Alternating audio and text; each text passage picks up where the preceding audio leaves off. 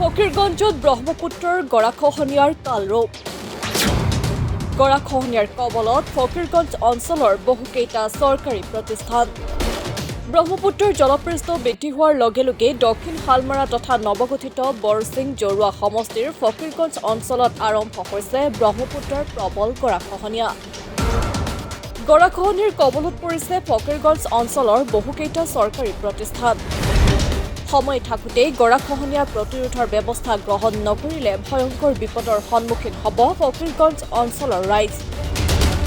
নিশ্চিন্ন হৈ যাব ফকীৰগঞ্জ অঞ্চলৰ বহুকেইটা চৰকাৰী তথা বেচৰকাৰী প্ৰতিষ্ঠান বৰ্তমান উপায়হীন হৈ পৰিছে ফকীৰগঞ্জ অঞ্চলৰ ৰাইজ অঞ্চলবাসীৰ এনে বিপদৰ সময়ত কুম্ভকৰ্ণৰ নিদ্ৰাত মগ্ন হৈ থকাৰ অভিযোগ ৰজাঘৰীয়াৰ বিৰুদ্ধে ফকীৰগঞ্জ অঞ্চলৰ গৰাখহনীয়া প্ৰতিৰোধৰ নামত লাখ লাখ টকা খৰচ কৰি নিৰ্মাণ কৰা জিও বেগৰ কাম কিমান সঠিক হৈছে তাৰে প্ৰতিচ্ছবি এয়া বহুত নেতা আহিছে গৈছে কিন্তু আজিলৈকে কোনো নেতাই নিজ দায়িত্ব লৈ আমাৰ এই দক্ষিণ পাৰৰ মানুহখিনিক প্ৰটেকশ্যন দিয়াৰ বাবে ব্ৰহ্মপুত্ৰৰ যি গৰাখহনীয়া তাণ্ডৱ এয়া ৰোধ কৰিবলৈ স্থায়ী প্ৰটেকশ্যনৰ ব্যৱস্থা কৰা নাই আজিলৈকে যোৱা 15 বছৰ আমাৰ ইয়াত সাংসদ হিচাপে মৌলানা বদৰুদ্দিন আজমল আছিলে তেখেতেও কোনো ধৰণৰ পদক্ষেপ লোৱা দেখিবলৈ পোৱা নাই আমি তাৰ আগতেও বহুত কংগ্ৰেছৰ এমপি আছিলে সাংসদ আছিলে তেওঁলোকেও কোনো ধৰণৰ পদক্ষেপ হাতত লোৱা নাছিলে কিন্তু এইবাৰ আমাৰ ধুবুৰী লোকসভা সমষ্টিৰ যি ভোটাৰ ৰাইজ তেওঁলোকে বহুত আশা সপোন বুকুত লৈ ৰকিবুল হুছেইন ডাঙৰীয়াক কিমান ভোটৰ ব্যৱধানত জয়লাভ কৰালে সেই ক্ষেত্ৰত আমি ৰকিবুল হুছেইন ডাঙৰীয়াক আমি শক্তিশালীভাৱে দাবী জনাম আমাৰ ৰাইজৰ হৈ আমাৰ অত্ৰ অঞ্চলৰ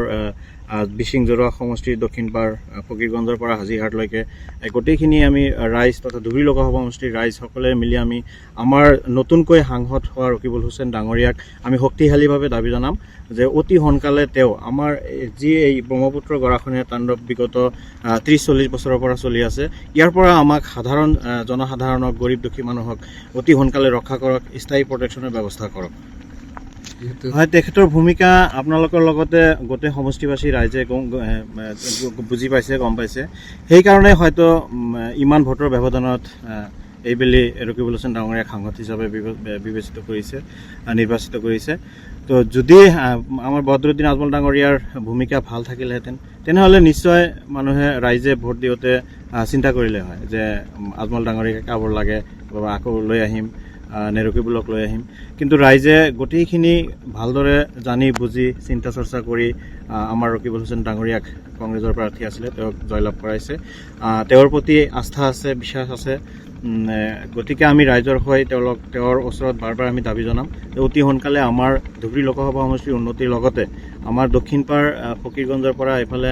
হাজিহাটলৈকে যি ব্ৰহ্মপুত্ৰৰ তাণ্ডৱ চলি আছে সেইখিনি যাতে স্থায়ী প্ৰতিৰোধৰ ব্যৱস্থা কৰে তাৰ বাবে আমি ৰাইজ মিলি আমি গোটেই সকলো ৰাইজ মিলি আমি শক্তিশালীভাৱে দাবী জনাম গোৱালপাৰা লক্ষীপুৰৰ পৰা চাহিৰ ৰব্বানীৰ ৰিপৰ্ট মাই নিউজ এনি